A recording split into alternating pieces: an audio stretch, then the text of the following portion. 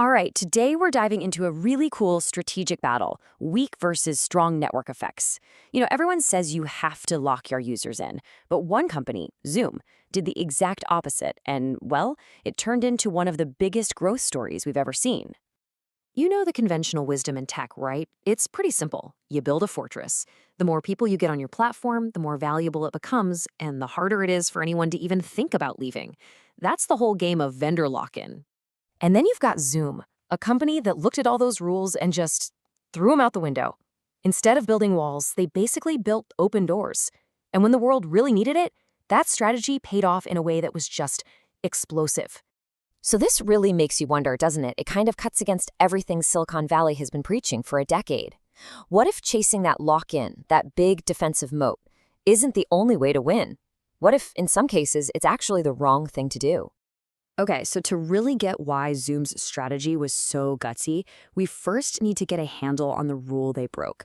So let's do a quick refresher on why everybody is so obsessed with the network effects in the first place. At its heart, it's a super simple but really powerful idea. Just think about the first telephone, right? By itself, it's a paperweight. 2 phones? Okay, now you can talk to one person. But 1,000,000 phones? Now you've connected an entire city. Every single new person makes the network more valuable for everyone else. And the payoff for companies is huge. When you get this right, you create what are called high switching costs, which is just a fancy way of saying it's a massive pain for people to leave. That gives you long-term defensibility, and as your platform gets more and more valuable, you can charge more for it. It's like building the ultimate competitive moat around your business. So let's give this a name. We'll call it the Private Club Strategy. It's exclusive, it's valuable because of who's on the inside, and once you join, you're probably not leaving anytime soon. And you can feel how those switching costs pile up, right? Every friend you add, every photo you upload, every connection you make, it's like another little thread tying you to the platform. To leave means cutting all those threads and losing all that value you've built up over time. I mean, the absolute perfect example of this is LinkedIn. They are the masters of the private club playbook. Your entire professional life is on there, your resume, your work history, all your connections. Can you imagine trying to rebuild all of that somewhere else? It'd be almost impossible. They built the one club every professional had to be a part of. But, and this is the part that a lot of companies seem to forget, this incredible power, this lock-in, it doesn't come for free. There's a price you have to pay. And that price is friction. To build those high walls around your club, to create those switching costs, you have to intentionally put barriers in your users' way. So what does this friction actually look like? Well, it's all the stuff we kind of hate, right? It's being forced to create an account before you can even see what the product does. It's those closed ecosystems that don't let you export your data. It's that super complicated onboarding process. All these things are great for creating lock-in, but man, they really slow down how fast you can grow. So this is the fundamental choice every platform has to make. You can go for strong networks, where you get amazing defensibility, but you have to accept a ton of friction. Or you go for weak networks. You get that explosive viral growth, but you have to live with the fact that people can leave you in a heartbeat. You can't really have it both ways. And this, of course, brings us right back to Zoom. Instead of building that exclusive private club, they decided to build what you could call a public park, totally open, super accessible, and easy for absolutely anyone to just wander into. Just think about every single decision they made. No account needed to join a meeting. You get a link, you click it, and you're in. That's it. It just works.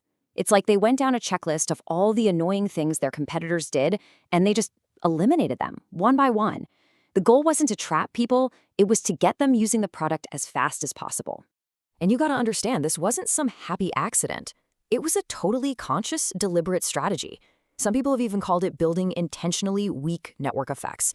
They chose, on purpose, to make it easy for people to come and go.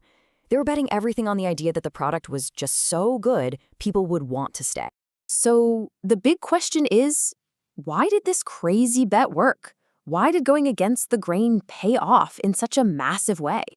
Well, it's because Zoom understood something really fundamental. When people are in a hurry, when things are urgent, friction is an absolute killer. And during the pandemic, the entire world was suddenly forced to go remote. Nobody had time to figure out new software or wait for IT to approve something.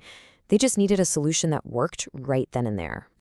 And the numbers, they're just staggering.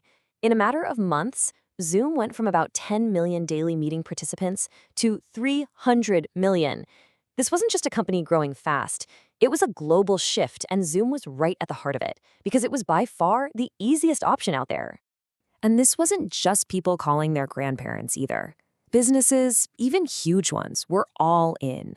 A 354% jump in business customers in that period shows you that even companies that were already paying for other tools switched to Zoom. Why? Because in that moment, ease of use and reliability beat everything else. So you can see that Zoom's growth wasn't about trapping people, it was about exposure. Every single meeting invite was basically a free product demo. Someone sends you a link, you click it, and boom, seconds later, you're in a meeting that actually works well. There's no sign up, no friction, just a really good experience that makes you think, hey, maybe I should use this for my next meeting. So let's pull all of this together. What is the big lesson here from this face-off between the private club and the public park? Well, it shows us there are two really different ways to win. You've got the network-first approach, that private club, where the value comes from all the connections, and the main goal is lock-in. Then you have the product-first approach, the public park, where the value is in the experience itself. But listen, this choice has real consequences. For Zoom, it means their switching costs are dangerously low.